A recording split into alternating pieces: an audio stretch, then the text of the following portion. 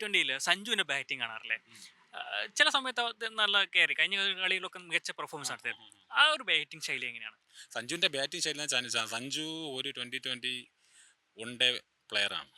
കാരണം വെച്ചാൽ പുള്ളി തന്നെ പറഞ്ഞിട്ടുണ്ട് ബോൾ കണ്ടു കഴിഞ്ഞാൽ എനിക്ക് അടിക്കണമെന്ന്. മനസ്സിലായില്ലേ? പുള്ളിക്ക് അപ്പം തന്നെ നമുക്ക് മനസ്സിലാക്കാം ബോൾ വരിക അടിക്കുക എന്നുള്ള ഒരു മെൻറ്റാലിറ്റിയാണ് പുള്ളി. ബോൾ വരിക അടിക്കുക എന്നുവെച്ചാൽ ബോളിനെ ആക്രമിക്കുക.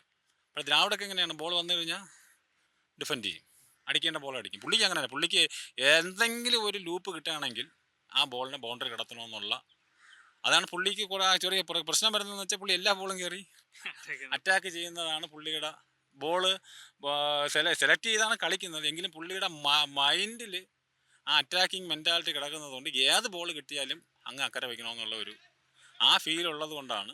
പക്ഷേ പുള്ളി അത് പോസിറ്റീവ് മൈൻഡാണ്. പോസിറ്റീവായിട്ട് അതാണല്ലോ പുള്ളി ആര് വന്നിരുന്നാലും അടിക്കുന്നത്. പുള്ളി ഒരു കേരള പ്ലെയറാണ്, കേരളത്തിൽ നിന്ന് വന്ന ഒരു പ്ലെയറാണ്. പക്ഷേ പുള്ളിക്ക് ഇപ്പം എത്ര കിടിലം ഫാസ്റ്റ് ബോളർ വന്നിരുന്നാലും പുള്ളിക്ക് ഒരു പേടിയില്ല, അല്ലേ? പുള്ളിക്ക് ആര് വന്നില്ല. ഇപ്പോൾ ലോകത്ത് നമ്പർ 1 അന്ന് മറ്റേ ഓർമ്മയുണ്ട്, ഒരു 1-2 വർഷം മുമ്പ് ജെയ്സൺ ഹോൾഡർ നമ്പർ 1 അപ്പോഴത്തെ വേൾഡിലെ നമ്പർ 1 ഫാസ്റ്റ് ബോളറായിരുന്നു, അല്ലേ? അയാൾ വന്ന് ഏതോ ഒരു IPL ഏതോ ടീമിന് എറിഞ്ഞ് പുള്ളി ബാറ്റ് ചെയ്തപ്പോൾ അയാൾ ഒരു 2-3 6 ഫസ്റ്റ് ബോളോട്ട് അടിക്കണുണ്ട്.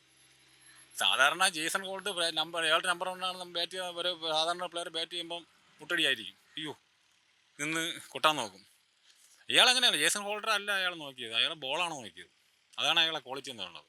ജെയ്സൺ ഹോൾഡർ എന്ന് പറഞ്ഞൊരു വ്യക്തിയല്ല പുള്ളി മൈൻഡ് ചെയ്ത്. പുള്ളി അയാൾ എറിയുന്ന ആ ബോൾ അയാൾക്ക് അടിക്കാൻ പറ്റുന്നതാണെങ്കിൽ ഫസ്റ്റ് ബോളോട്ട് അങ്ങ് കിട്ടി.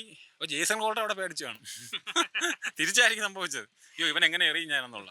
അപ്പോൾ അങ്ങനെ ആ ഒരു ഫീലായിരിക്കും അയാൾക്ക് പറ്റിയത്. അപ്പോൾ കറക്റ്റ് കൊണ്ടിട്ട് കൊടുത്ത് പുള്ളി അടിച്ച് പുള്ളി കളഞ്ഞു. അതാണ്. അപ്പോൾ അത് പുള്ളി കുറച്ചത് എൻ്റെ അഭിപ്രായത്തിൽ കുറച്ചൊരു ഇതുണ്ട് എന്ന് വെച്ചാൽ കുറച്ചുകൂടി ഒന്ന് ബോൾ സെലക്ട് ചെയ്ത് കളിക്കുകയാണെങ്കിൽ പുള്ളിക്ക് ഇങ്ങനെ 50-100 അടിച്ചുകൊണ്ടിരിക്കുക. കഴിഞ്ഞ കളിയിൽ സ്ലോ ബോളാണ്. അതായത് കഴിഞ്ഞ കളി ഞാൻ നോക്കിയിട്ട് ഞാൻ കളി കണ്ടു. പക്ഷേ പുള്ളിയുടെ കാല് വന്നില്ല. ആ ബോളിനനുസരിച്ച് അവിടെ നിന്ന് ഫാസ്റ്റ് ബോളർ കളിക്കുമ്പോൾ അവിടെ നിന്ന് കളിച്ചു. ആ ബോളിൻ്റെ ലൈനിലോട്ട് കാല് വന്ന് ഒന്ന് ക്ഷമിച്ചിരുന്നെങ്കിൽ ഞാൻ വിചാരിച്ച പുള്ളി 100 കൊണ്ടേ ബോൾ എന്നാണ് വിചാരിച്ചത്. എന്നുവെച്ചാൽ ഇനി ഓവറുണ്ട്. പുള്ളി കുറഞ്ഞപ്പോൾ പകുതി ബോളെന്നാണ് പുള്ളി അത്ര റണ്ണെടുത്തത്.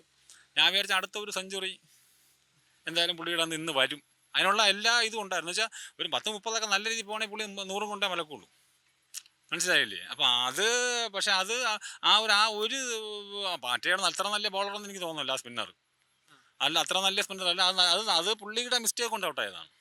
അത് അയാളുടെ കഴിവുകൊണ്ടല്ല. ആ ബോളൊന്ന് നേരെ നോക്കി അതിൻ്റെ ഒന്നും ആ ബോളിൻ്റെ അടുത്ത് വരാതെ നിന്ന് കളിച്ച് നേരെ ബോൾഡായി. അപ്പോൾ അതൊന്നും ഞാൻ നോക്കി കളിച്ചിരുന്നെങ്കിൽ ബാക്കിയുള്ള അതിന് ശേഷം പാണ്ഡ്യ വന്ന് അമ്പ അടിച്ചത്.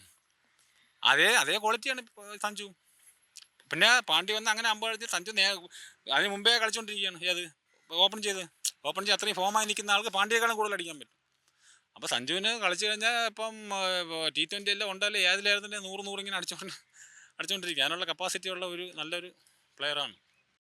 ഏറ്റവും പുതിയ വാർത്തകളും വിശേഷങ്ങളും വിരൽ തുമ്പിലറിയാൻ Zee മലയാളം ന്യൂസ് എല്ലാ ഡിജിറ്റൽ പ്ലാറ്റ്ഫോമുകളിലും ലഭ്യം.